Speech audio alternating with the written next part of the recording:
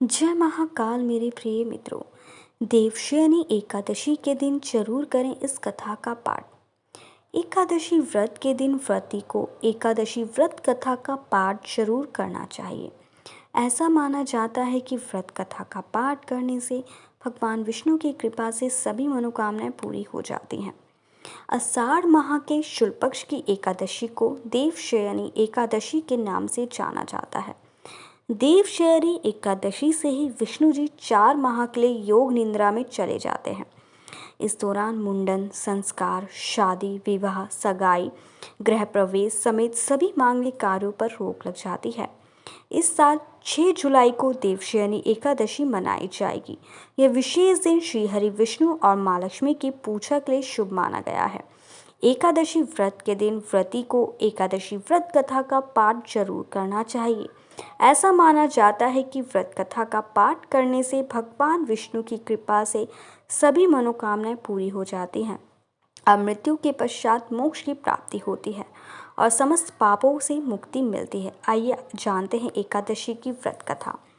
देवशयनी एकादशी व्रत कथा का वर्णन खुद भगवान श्री कृष्ण ने किया है। शास्त्रों के अनुसार भगवान श्री कृष्ण ने इस वृत्तांत को धर्मराज युधिष्ठिर को सुनाया था।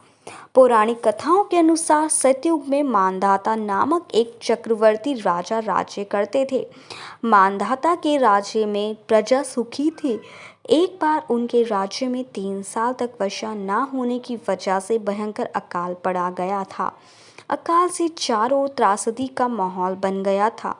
इस वजह से यज्ञ, हवन, पिंडदान, कथा, व्रत आदि कम होने लगे थे।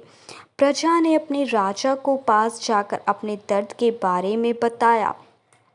राजा इस अकाल से चिंतित थे। उन्हें लगता था कि उनसे आखिर ऐसा कौन सा पाप हो गया जिसकी सजा इतने कठोर रूप में मिल रही है। इस संकट से मुक्ति पाने के उद्देश्य से राजा सेना को लेकर जंगल की ओर चल दिए।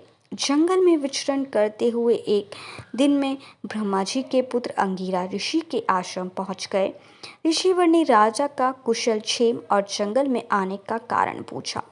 राजा ने हाथ जोड़कर कथा कहा कि मैं पूरी निष्ठा से धर्म का पालन करता हूँ, फिर भी राज्य की ऐसी हालत क्यों है? कृपया इसका समाधान करें। राजा की बात सुनकर महर्षि अंगिरा ने कहा कि ये सतयुग है। इस युग में छोटे से पाप का भी बड़ा भयंकर दंड मिलता है। हर महर्षि अंगिरा ने राजा मानधाता को आषाढ़ माह के शुक्ल पक्ष की एकादशी का व्रत करने के लिए कहा। महर्षि ने कहा, इस व्रत के प्रभाव से अवश्य ही वर्षा होगी। महर्षि अंगिरा के निर्देश के बाद राजा अपने राज्य की राजधानी लौट आए। उन्होंने चारों वर्णन में संहिता पद्मा एकादशी विधि पूर्वक व्रत किया, जिसके बाद राज्य में मूसलाधार वर्षा हुई। ब्रह्मवैवर्त पुराण में देवशयनी एकादशी के विशेष महत्व का वर्णन किया गया है। मान्यता है कि देवशयनी एकादशी के व्रत से भक्ति समस्त मनोकामनाएं पूरी होती हैं।